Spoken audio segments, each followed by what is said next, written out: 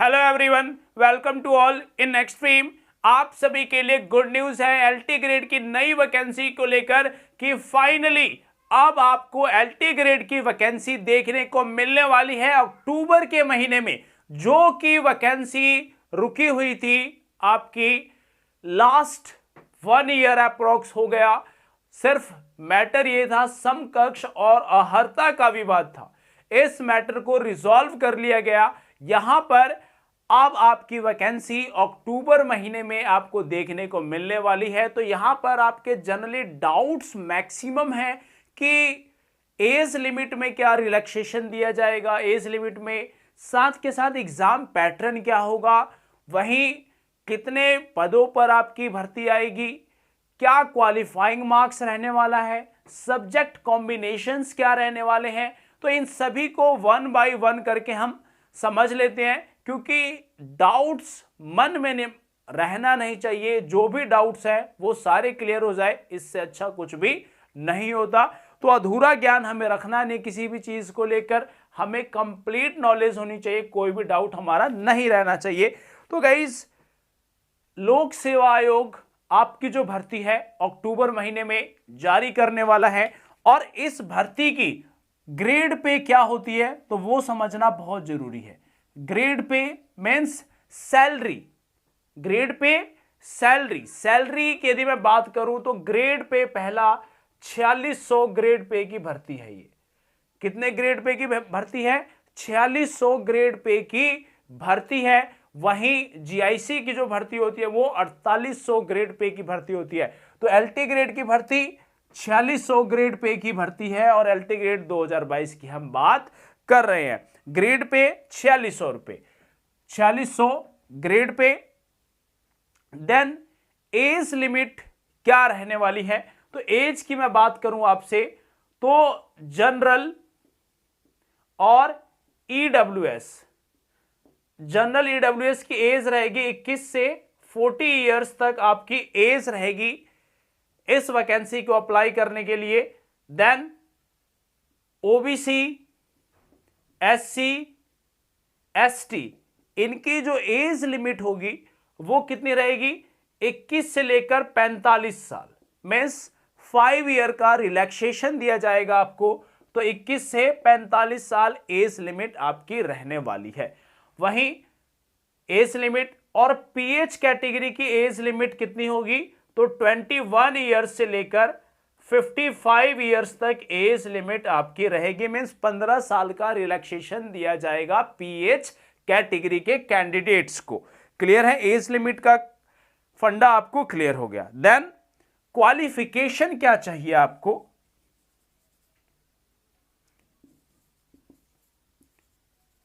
Qualification की यदि मैं बात करूं तो क्वालिफिकेशन ज्यादा कुछ भी नहीं है। आपके पास ग्रेजुएशन और बीएड की डिग्री होनी चाहिए। क्या होना चाहिए?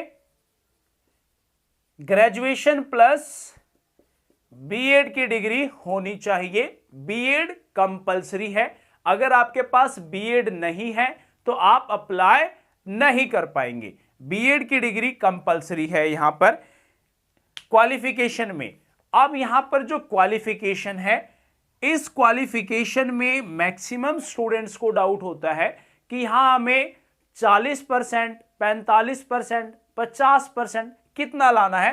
तो ओनली आप पास होने चाहिए। क्या होने चाहिए? आप पास हो तो आप अप्लाई कर सकते हो।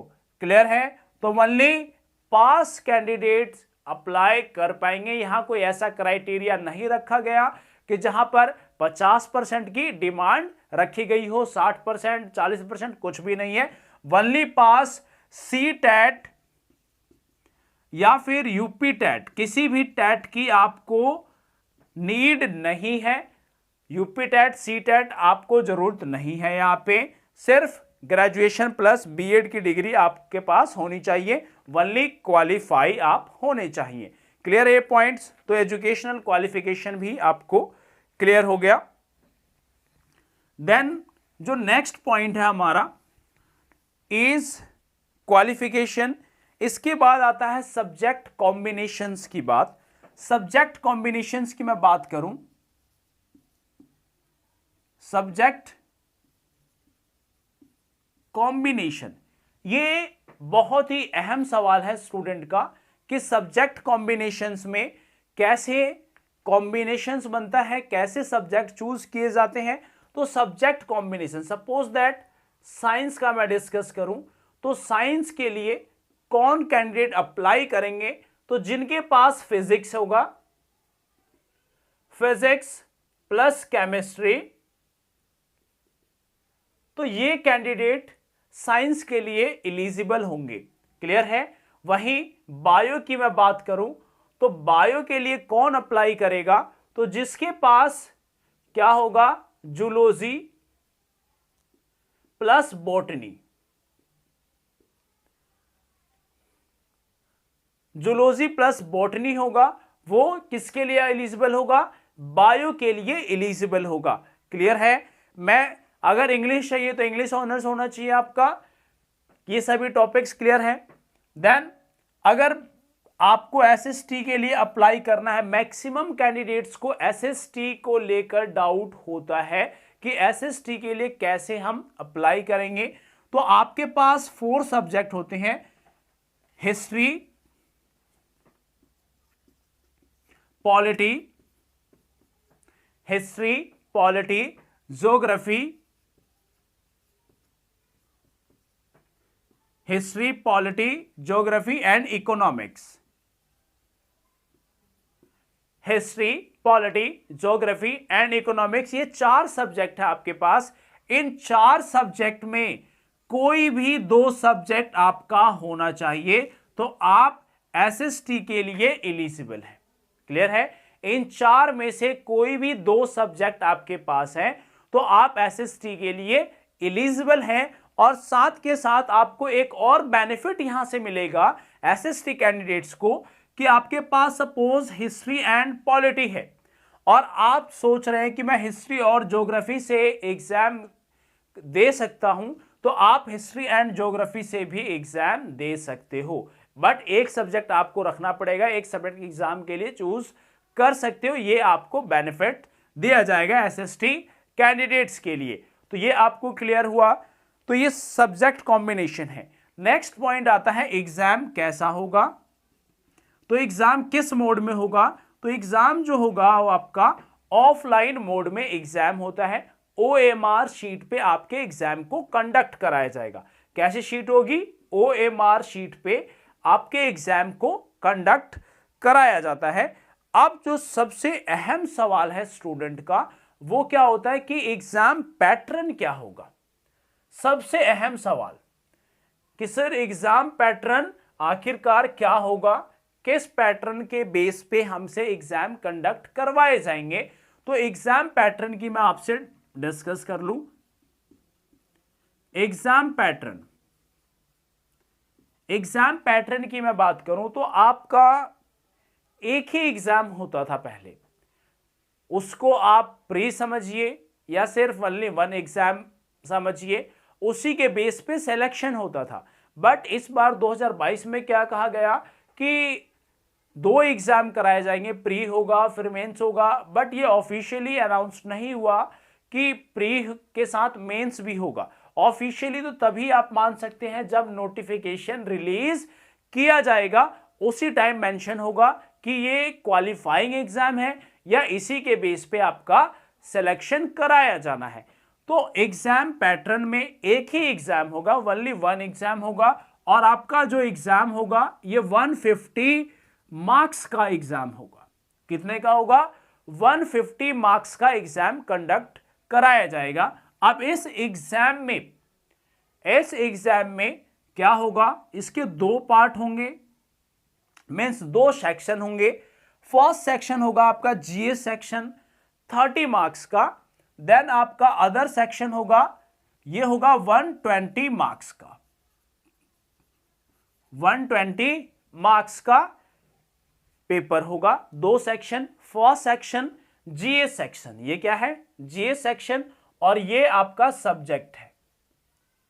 ये क्या है आपका सब्जेक्ट और ये जीएस, 2 सेक्शन हुए।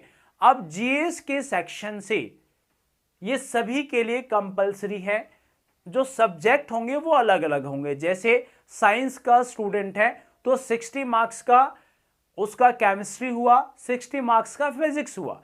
बायो का स्टूडेंट है तो 60 मार्क्स, इसमें दो दो 60 प्लस 60। बायो का स्टूडेंट है तो 60 बॉटनी और 60 जूलॉजी से क्वेश्चंस पूछे जाने हैं।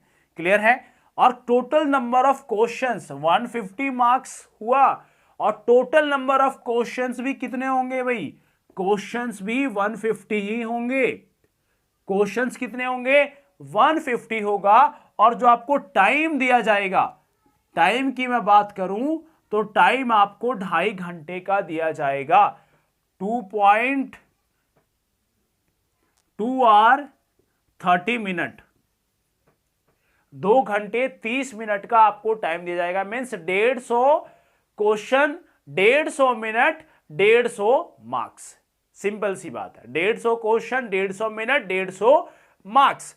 तो 120 मार्क्स का सब्जेक्ट से क्वेश्चन होगा और 30 मार्क्स का जीएस से क्वेश्चन होगा। देखो सब्जेक्ट की यदि हम बात करें तो सब्जेक्ट मैक्सिमम स्टूडेंट कंप्लीट कर लेते हैं, अच्छा परफॉर्मेंस देते हैं सब्जेक्ट में क्योंकि उन्होंने पढ़ा होता है। बट जीएस सेक्शन स्टूडेंट का जनरली वीक होता है, तो आपको जीएस सेक्शन में मार्क्स स्कोर करना होगा। जीएस सेक्शन में अगर आप मार्क्स स्कोर करते हैं तो आपके लिए गोल्डन अपॉर्चुनिटी बन जाती है सिलेक्शन के लिए। तो जीएस सेक्शन आपके लिए वेरी वेरी इंपॉर्टेंट है, इसको स्ट्रॉन्ग करना। और जीएस की क्लासेस हम आपको अपने चैनल पे प्रोवाइड कराते हैं। आप हमारे चैनल पे क्लासेस देख सकते हो। ऑलरेडी 75 प्लस सेट्स आपको प्रोवाइड कराए गए जीएस के लिए। उस सेट्स में मोर देन एक सेट्स में 20 प्लस क्वेश्चंस है, तो आपके लिए बहुत ज्यादा बेनिफिशियल होने वाला है वो। तो ये 30 मार्क्स जीएस के और 120 मार्क्स मेन सब्जेक्ट के। अब तो ओवरऑल मार्क्स कितने बने आपके? 150। ओवरऑल मार्क्स कितना हो गया? 150। अब यहीं से क्वेश्चन अराइज होता है कि 150 मार्क्स तो बन गए, अब क्वालिफाइंग मार्क्स क्या है? क्वालिफाइंग मार्क्स क्या है? तो मैं बात करूं क्वालिफाइंग मार्क्स की, क्वालिफाइंग मार्क्स की, तो क्वालिफाइंग मार्क्स जो होगा वो जनरल की, ईडब्ल्यूएस, जनरल, ईडब्ल्यूएस, ओबीसी, इन सभी के लिए जो क्वालिफाइंग मार्क्स रखा गया है वो कितना रखा गया आपका? 40%। अब ये 40% जनरल स्टडीज का नहीं है, 40% जनरल स्टडीज का नहीं, ओवरऑल 40%। मीन्स ये भी इंक्लूड होगा और ये भी इंक्लूड होगा। मीन्स 40% का मतलब कितना हो गया? 150 मार्क्स का 40% मीन्स 60 मार्क्स।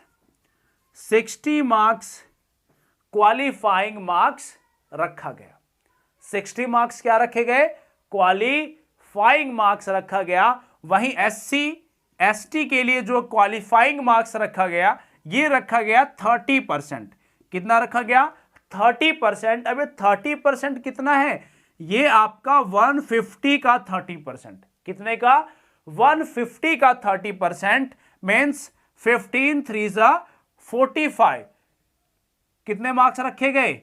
45 मार्क्स रखा गया एससी और एसटी का क्वालिफाइंग मार्क्स। अब ये क्वालिफाइंग मार्क्स पे सिलेक्शन नहीं होता। 45 मार्क्स एक एलिजिबिलिटी क्वालिफाइंग क्राइटेरिया है, बट इस पे सिलेक्शन नहीं होता, 60 पे सिलेक्शन नहीं होता। अगर मान लो हमारे पास सीटें 100 है, हमारे पास सीटें 100 है और मेरे पास 80 वाले कैंडिडेट ही 100 है, 80 से ऊपर वाले 100 है, तो मैं इनको लूंगा, ना कि 70 वाले को लूंगा। अब सोचो 70 तो क्वालिफाइंग हो रहा था, तो 70 का सिलेक्शन थोड़ी होगा, मेरिट तो ऊपर से बनेगी। तो आपको ये मिनिमम क्राइटेरिया रखा गया। अगर पास ही नहीं हुए स्टूडेंट, सपोज दैट 80 से कोई है ही नहीं, अब 60 62 63 वाला, तो उन्हीं का सिलेक्शन हो जाएगा, उन्हीं का सिलेक्शन हो जाएगा और वो टीचर बन जाएंगे। तो ये 45 मार्क्स क्राइटेरिया एससी एसटी के लिए रखा गया, तो ये क्वालिफाइंग मार्क्स है। क्लियर है। नेक्स्ट पॉइंट आता है नेगेटिव मार्किंग का, कि क्या यहां पे नेगेटिव मार्किंग है, क्या यहां पे नेगेटिव मार्किंग भी है? तो नेगेटिव मार्किंग आपकी 1/3 की है। मीन्स अगर आप 3 क्वेश्चन रॉन्ग करते हो, 3 रॉन्ग क्वेश्चन आप करोगे, 3 क्वेश्चन आप रॉन्ग करते हो तो आपको 1 मार्क्स यहां से कट जाएगा। 3 क्वेश्चन रॉन्ग किया तो 1 मार्क्स आपका कट जाएगा। ये पॉइंट आपके लिए कंपलसरी है। तो आपको नेगेटिव मार्किंग वाला जो आपको नहीं आता उस पे तुक्के वाला काम नहीं खेलना। जब आपको श्योरिटी हो तभी आपने आंसर क्लिक करना है। नेगेटिव मार्किंग 1/3 की है। अब इंटरव्यू होगा या नहीं होगा, देखो इंटरव्यू कह रहे थे, बट इंटरव्यू का भी कुछ भी फाइनलाइज नहीं है, तो इंटरव्यू नहीं होता है। यहां पे नो इंटरव्यू, इंटरव्यू आपका नहीं होगा। यहां पे क्वालिफाइंग मार्क्स आपको बता दी। अब प्री मेंस का कॉन्सेप्ट भी नहीं है। वैकेंसी कब तक रिलीज होने के चांसेस हैं, तो वैकेंसी चांसेस ही नहीं, पूरी उम्मीद है अक्टूबर मंथ में आपकी वैकेंसी रिलीज हो जाएगी। और इस अक्टूबर में, अब एग्जाम कब होगा, एग्जाम इसका कब हो सकता है, देखो अक्टूबर में रिलीज हुई तो नवंबर तक आपका क्या चलना है, फॉर्म अप्लाई होगा। नवंबर तक फॉर्म अप्लाई हुआ तो दिसंबर जनवरी मिनिमम 2 मंथ्स का आपको टाइम भी दिया जाएगा, 2 to 3 मंथ्स का। तो फेब मार्च आप मान के चलोगे जब एग्जाम होगा। तो एग्जाम कब होने की उम्मीद है, फेब से मार्च तक में एग्जाम एलटी ग्रेड के होने की उम्मीद है। तो गाइस एलटी ग्रेड का पूरा डिस्कशन आपसे कर लिया, क्या क्या चीजें हैं। अब क्लासेस की बात करूं तो जीएस की क्लासेस हमारे चैनल पे आपको प्रोवाइड कराई जाएंगी और ये जीएस की क्लासेस वेरी इंपॉर्टेंट होगी एलटी ग्रेड को लेकर। तो गाइस आप लोगों को कहीं भी पे करने की जरूरत नहीं है, कहीं भटकने की जरूरत नहीं है। एलटी ग्रेड की क्लासेस के लिए आप हमारे चैनल को सब्सक्राइब कर सकते हैं। बेस्ट ऑफ लक गाइस, और ऑलवेज आपके साथ हैं। एलटी ग्रेड की तैयारी हमारे चैनल से आपको बेस्ट वे में कराई जाएगी, कहीं आपको फीस पेमेंट करने की जरूरत नहीं है गाइस। होप सो आप सभी के आज सारे डाउट्स मैंने क्लियर करा दिए होंगे। All the best, thank you very much.